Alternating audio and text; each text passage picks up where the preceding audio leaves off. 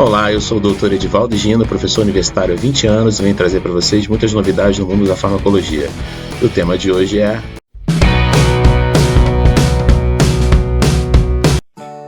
Então vamos começar falando aqui da nossa via oral. A nossa via oral é a via de mais fácil administração, é a que melhor conta com a colaboração do seu cliente, né, pelo fato de ser indolor, e a mais barata das vias. Então a gente tem aqui um trajeto importante para fazer, ó. Boca, esôfago, estômago e intestino delgado. Quando o fármaco chega aqui no intestino delgado, ele sofre o processo de absorção, ele ultrapassa a parede do intestino delgado, atravessa as camadas de célula e vai parar no conjunto de vasos que a gente chama de sistema porta. Esse sistema porta, ele conduz o sangue da parte de baixo do corpo para cima. Então, quando o fármaco cai no sistema porta, ele é levado imediatamente até o fígado. No fígado, ele tem dois trajetos para fazer. Uma parte desse fármaco vem para a vesícula biliar e fica armazenado aqui. Quando você ingere gordura e é necessário o lançamento da bile no intestino delgado para que possa emulsificar essa gordura, essa parte desse fármaco volta aqui para o intestino delgado. Quando ele retorna para o intestino delgado, ele pode ter dois destinos. Ele pode ser absorvido de volta aqui pelo sistema porta e cair de volta no fígado, ou então ele pode seguir aqui em direção às fezes, e a gente tem uma pequena perda. A maior parte desses produtos ele não vai direto aqui para as fezes, né? A maior parte é absorvido, fica no fígado. Uma pequena parte que faz essa circulação entre fígado e intestino, que a gente chama de circulação enterohepática. Quando o fármaco está aqui no fígado, ele pode ter outro trajeto também, ele pode seguir caminho em direção à circulação sistêmica. Quando ele chegar aqui na circulação sistêmica, né, ele vai circular pelo corpo inteiro, vai ter acesso aos tecidos. Então, assim, você consegue fazer com que o fármaco chegue até o local que ele tem que agir. Se você está tomando um anti-inflamatório para o teu joelho, agora, nesse momento, quando ele cai na circulação sistêmica, que ele vai ter acesso a esse tecido. Depois da circulação sistêmica, o fármaco ele vai até os rins e, uma vez sendo feito o ultrafiltrado, o fármaco é liberado aqui pelos rins. A principal rota de saída de um fármaco é essa, ela trabalha com o fígado e trabalha com os rins. Se você tiver um problema renal que você retém urina, você vai reter esse fármaco também. Se você tem um problema renal, que você está urinando sangue, você está com hematúria intensa, o fármaco vai sair mais rápido também, porque não há um processo de depuração como normalmente acontece nos rins. O fígado ele faz uma transformação química, que eu vou discutir no outro encontro, que vai mudar as características do fármaco, facilitando a sua saída. Então, a principal rota de eliminação que a gente tem é fígado e rim.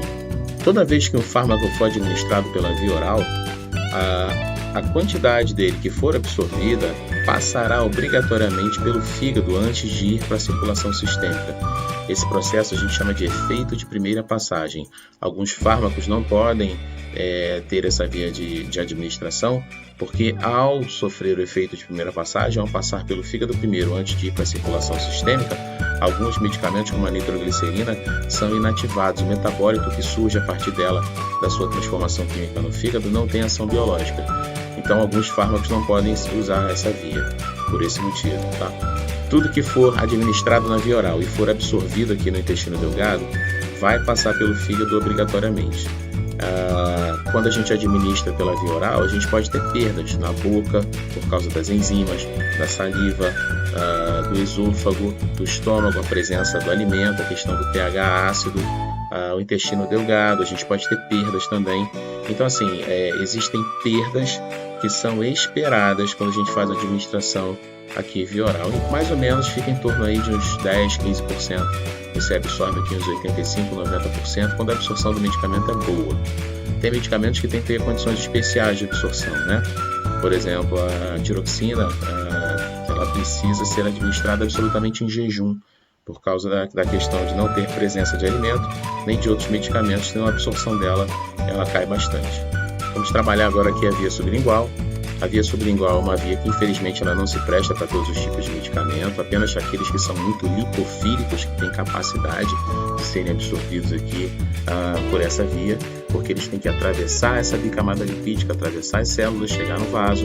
Infelizmente não é qualquer medicamento que consegue fazer isso.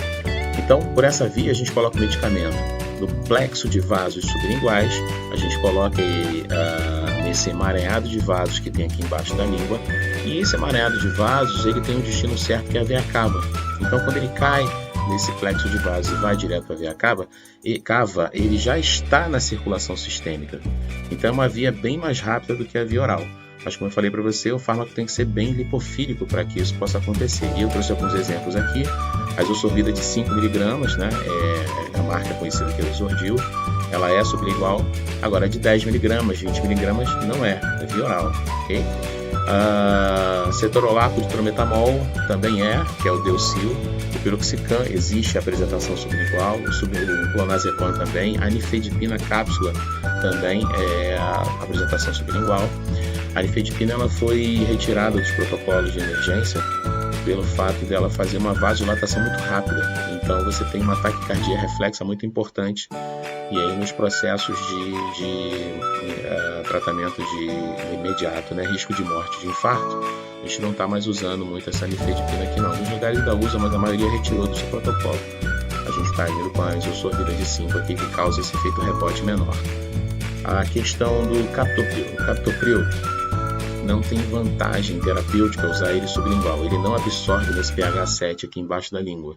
Então, na verdade, você fica chupando o captopril devagarzinho.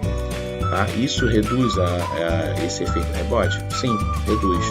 Né? Mas também retarda a questão do efeito. Então, a administração da dose correta via oral para ser absorvida no intestino delgado, ela é mais eficaz. E eu trouxe algumas referências aqui que eu vou colocar aqui nas descrições para que vocês possam ver a questão desse captopril sublingual, que não tem vantagem terapêutica nenhuma em usar essa forma de administração.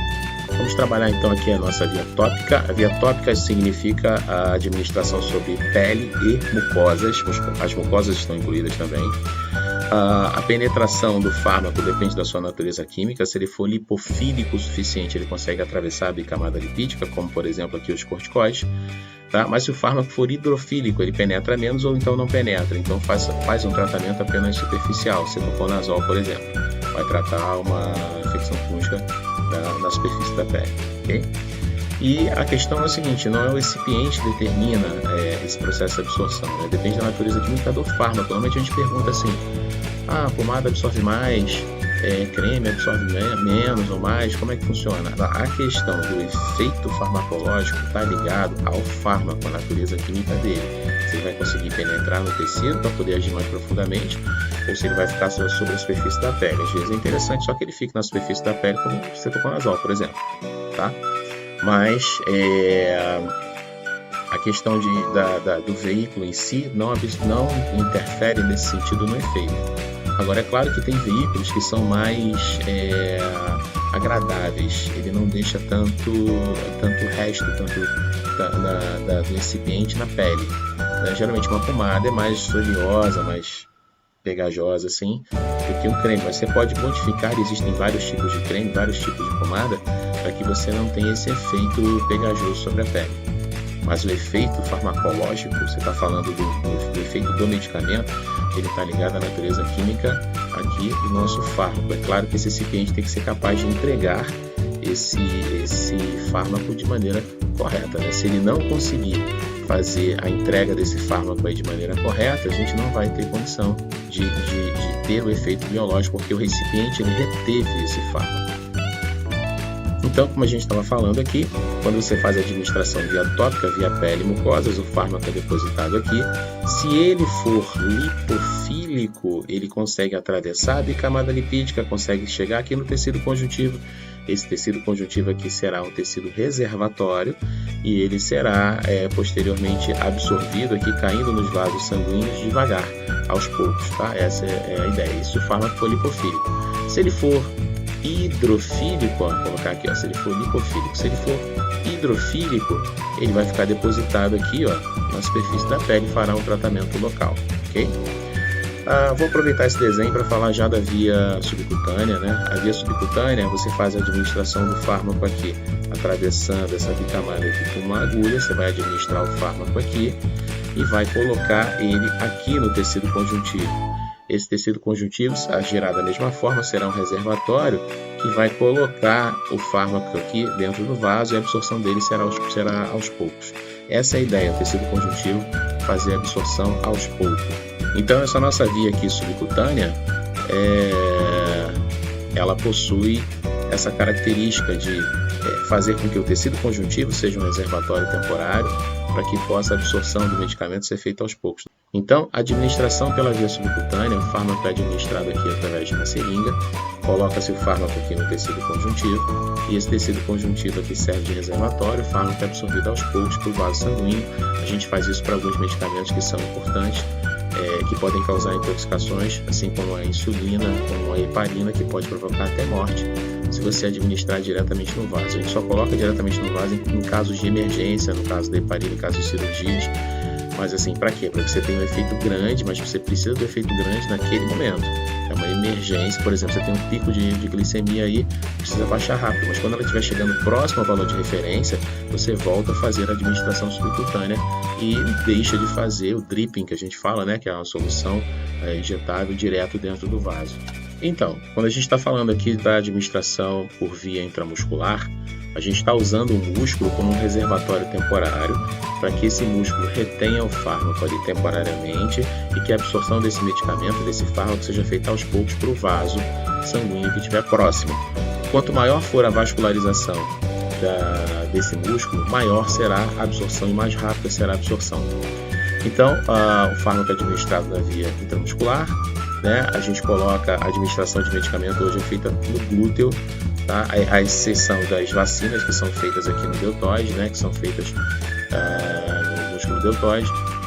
O glúteo tem um volume maior, um fluxo maior, uma massa maior, o risco de intoxicação é menor, o risco de fazer uma lesão na administração é menor. Então a gente usa até 5 ml de solução no glúteo e 3 ml de deltoide somente para vacinas agora. Tá? Já houve muitos casos de reações adversas em que houve necrose do deltoide pela administração do medicamento nesse músculo. Não pode fazer mais, à exceção das vacinas. A administração intravenosa, o fármaco administrado diretamente no vaso sanguíneo, tem 100% de absorção, as perdas não existem se for corretamente administrado. Se você atravessar um vaso de um lado para o outro, você vai jogar fármaco lá no tecido conjuntivo.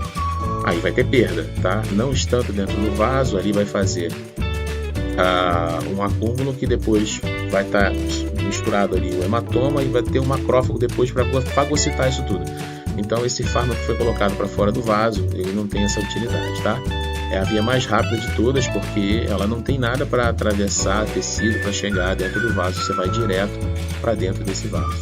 Então aqui, na via intratecal, a gente vai ter a administração do medicamento no líquor. Então a gente vai ter o nosso sistema nervoso central, vai ter nossa medula espinhal e ao redor a gente vai ter as meninges. Essas meninges aqui ao redor, elas são banhadas aqui por dentro, aqui, ó, no sistema nervoso central, pelo líquor. Tá? Você pode chamar isso aqui de LCR também, líquido cefalorraquidiano. E o processo de administração do medicamento é aqui, ó, fármaco vai ser administrado aqui por abaixo de... Os livros falam L2, eu gosto de falar L4. É importante fazer essa administração do fármaco na cauda equina, abaixo de L4, para que não possa ter acidentes. É o caso da via da RAC e da peridural.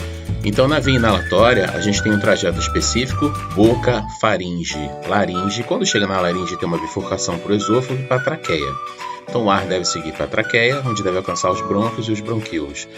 Esta via, ela tem alguns impedimentos. Por exemplo, a capacidade respiratória interfere muito. Uma pessoa que não respira muito bem, não tem muita capacidade respiratória, a absorção tende a ser baixa. E os medicamentos, eles podem irritar o trato respiratório, o que dificulta o seu processo de absorção também.